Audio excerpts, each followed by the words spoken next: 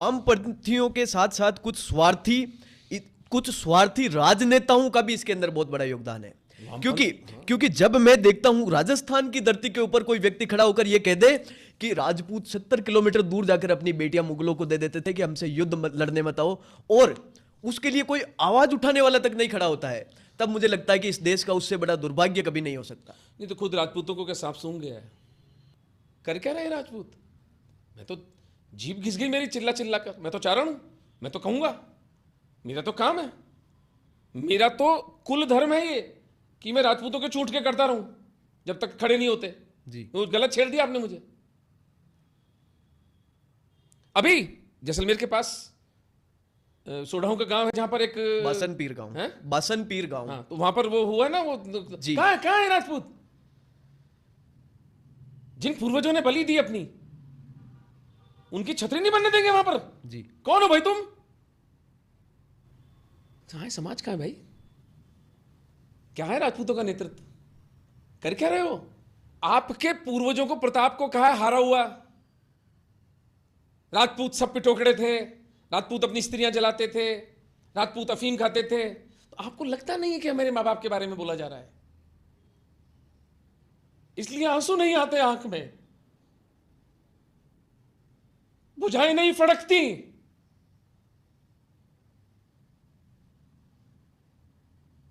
31 तारीख की तनख्वाह दिखती है, गुलामी की तनख्वाह। आपके दादो सर को भी मैं चोर बोलूं, क्या प्रतिक्रिया होगी आपकी? ये वामपंथी, इस देश के मलेच्छ वामपंथी इतिहासकार हमारे पूर्वजों को हारा हुआ, पराजित, काम वासना में दग्ध, भोग विलासी, देवी स्वरूपा हमारी माताओं बहनों की, जो हमारी पूर्वजाएं माताएं हैं, उनको जलाने वाला बोल रहे हैं, और कोई कुछ बोलता नहीं है। किसी राजपूत की भुजा नहीं फड़कती। कर क्या रहे हो? दुकानदारी। मुझे दुकानदारी से कोई प्रॉब्लम नहीं, करो दुकानदारी, लेकिन आप मेरे दादू साहब को चोर नहीं कह सकते जी। यदि मुझे उतनी संवेदना हो कि मेरे दादू साहब को चोर कैसे कहा गया, अरे तो मेरे पूर्वजों को चोर कैसे कह रहे हो भाई? जी वो दंश, वो आंतरिक भावोन्माद, वो पीड़ा, वो अपमान का कड़वा घूंट, उतनी संवेदना नहीं रही ना समाज में।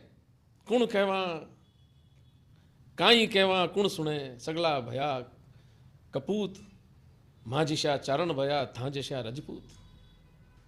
हम सब, ये हमारा सबका फेलियर है। ना हम जैसे कहने वाले रहे, ना आपके जैसे सुनने वाले रहे। लेकिन अब भी समय है।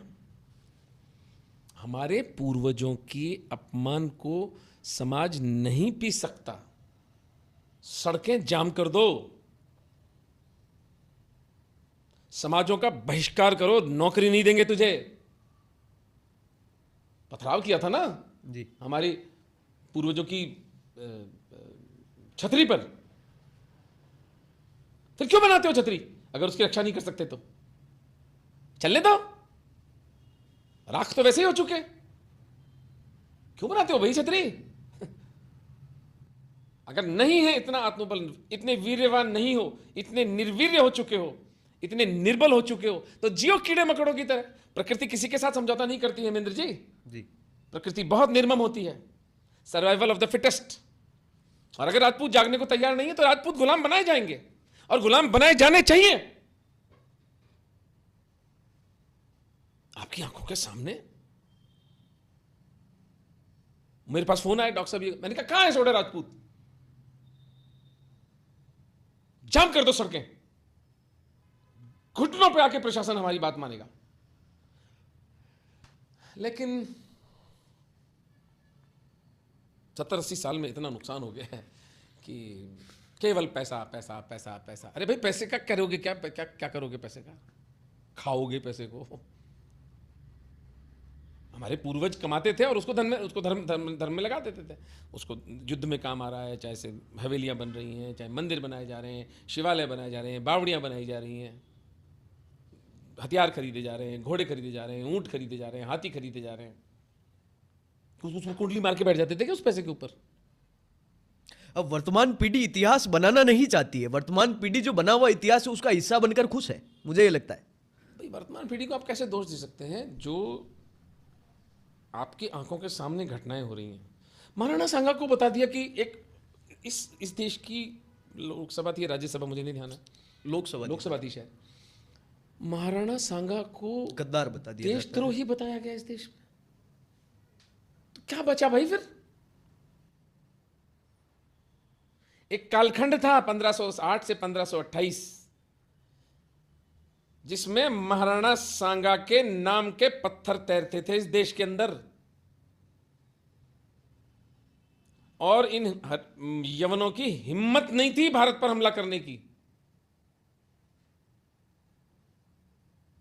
उस महाराणा सांगा को इस देश की संसद में गद्दार बताया गया। कुछ बचा नहीं है, सब कुछ नष्ट हो चुका है। अतीत तब हुई जब उसके ऊपर भी गिद्धों ने अपनी राजनीतिक रोटियां सेकी। देखेंगे आप निर्बल हो तो आप क्या, आपकी बहन बेटी की इज्जत लुटेगी, उनको अपमान किया जाएगा, उनको उनके कपड़े भी खींचे जाएंगे, आपके बच्चे को थप्पड़ भी मारा जाएगा, उससे गुलामी भी कराई जाएगी। आप निर्बल हो। इस दुनिया में दो ही तरह के लोग होते हैं, एक वो जिनका शोषण होता है और दूसरे वो जो शोषण करते हैं। जी, कोई न्याय व्याय नहीं है इस दुनिया में। There is no justice in this world not unless you make it. न्याय खरीदना पड़ता है, न्याय करवाना पड़ता है, न्याय के लिए उस पूरी व्यवस्था को झुकाना पड़ता है। तो आप सोचें कि आप निर्बलता, आप कायरता का व्यवहार करके और इस संसार के सिरमौर नहीं, आप गुलामी रहेंगे। आपकी जगह स्थान है तो ठीक है, दाल रोटी मिल जाएगी, रोटी तो कुत्ते को भी मिल जाती है जी।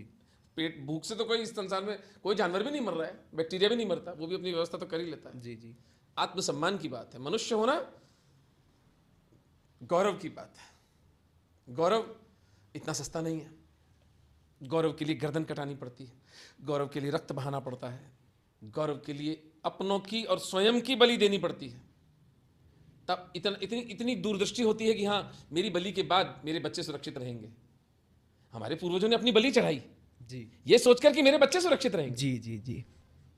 वो इतने टुच्चे और ओछे नहीं थे जैसे आज हैं हम। आज हम हिंदू इसलिए हैं क्योंकि उन्होंने बलिदान दिया। जी, हम बलिदान नहीं देना चाहते तो फिर हमारे बच्चे हिंदू नहीं रहेंगे।